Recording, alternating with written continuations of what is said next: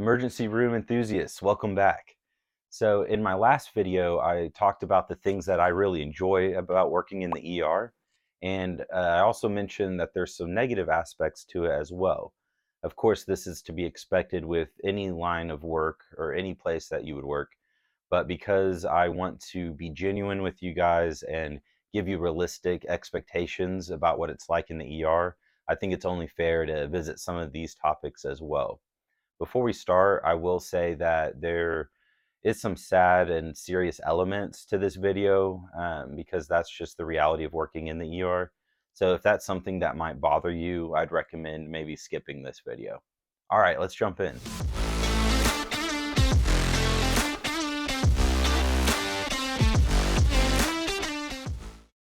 Working in the ER can be a very stressful environment. It's fast-paced, there's new situations that arise, you have to react to things you maybe weren't expecting, or a patient's condition was stable one minute and all of a sudden it crashes. You may kind of get overwhelmed. You might have 3 holds or an ICU hold and then 3 other trauma rooms that are quickly filling up. So you have to be flexible, be creative, be able to delegate and to prioritize your tasks effectively. Doctors might put in a whole workup on one patient, and then you get a really sick patient whose condition changes all of a sudden. So you just have to be able to balance that stress and to be able to withstand that kind of condition if you're going to work in the ER. Additionally to it being stressful, it's also just very fast-paced and can be physically taxing. Like I said, you may have multiple rooms and you're having to walk in between them all day, back to the nurse's station, back to get meds, you have to go get supplies. You may be helping assist move patients from an ambulance stretcher to a bed. You may be moving the patient from a bed to a hospital bed. You are turning patients, cleaning patients. There's been days where I've got like 15 to 20,000 steps in one day. So that's great to stay in shape, but at the end of the day, you got to take care of your joints, take care of your back. You have to find ways to just physically recover and be able to last in that kind of setting for a long time if you're planning on working there for a while. So something else that comes to mind after working in the ER for a while, and I'm going to be delicate with this topic because not everyone's going to have this perspective, but it just seems that sometimes ER nurses are not very popular with the other floors and other nurses. We have a reputation for being cut and dry with our charting, being kind of chaotic or sloppy at times because of the chaos and the nature of the ER. So whenever you call a floor to give report, you may sometimes sense just a little bit of maybe conflict or annoyance.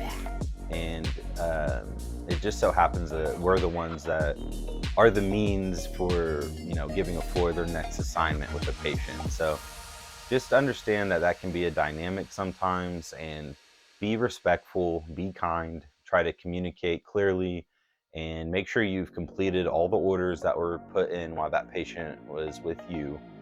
And just be understanding that the floors have a lot going on up there, and it's stressful up there as well. So just be nice and you'll be fine.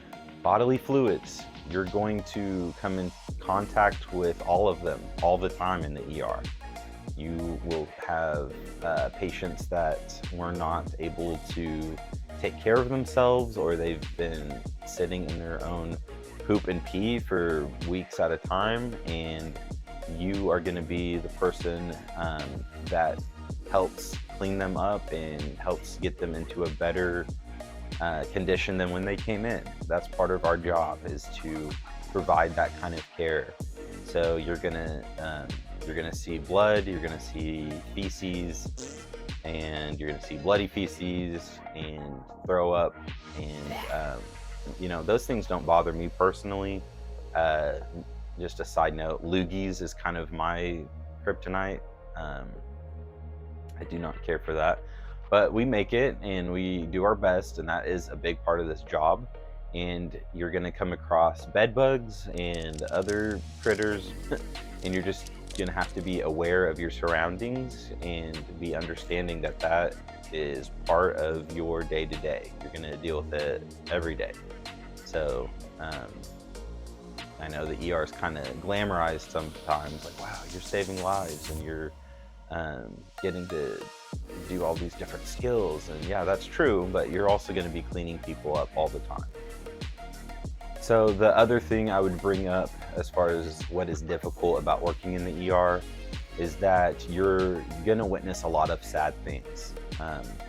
People are going to the ER because they are in trouble, or that, you know, they're dying or having something that they need addressed immediately that is critical and serious. So you're going to see sick kids, you're going to see sick adults, and you're going to have to help those people in those situations. And you're going to see family members that are freaked out and grieving and that are upset. And you have to emotionally keep your cool and do your best to try to provide support and answer questions, be an advocate not only for the patients, but also those family members that it might be the worst day of their life.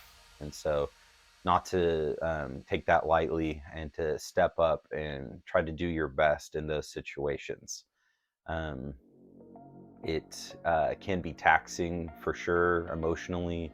It's hard not to take those situations and those memories home with you. Make sure that you have someone that you talk to about it and debrief with your team members and find ways to kind of relieve that stress, because you're not going to be able to adequately give back and to pour into others if your metaphorical cup is empty. So don't be deceived. There's definitely that side of things in the ER, and having thick skin and realizing you're not going to be able to save everybody and that it's not your fault. You were there to provide the best care that you can, and hopefully there's a good outcome. But when there isn't, you can't carry that with you forever. So anyhow, I know that's kind of a serious topic, and some of the topics in this video are sad, but that is the reality of healthcare and working in an ER. And so I just want you guys to consider those things when you're researching where you want to work. I definitely don't want that to deter anyone from working in the ER. It's, you know, there's a lot of purpose, and there's a lot of patients out there that are going to need your exact skill set and what you have to offer as an individual. So yeah, anyhow, thanks for watching, and please subscribe, like, and share this video if you learned anything today. And I will see you guys next time.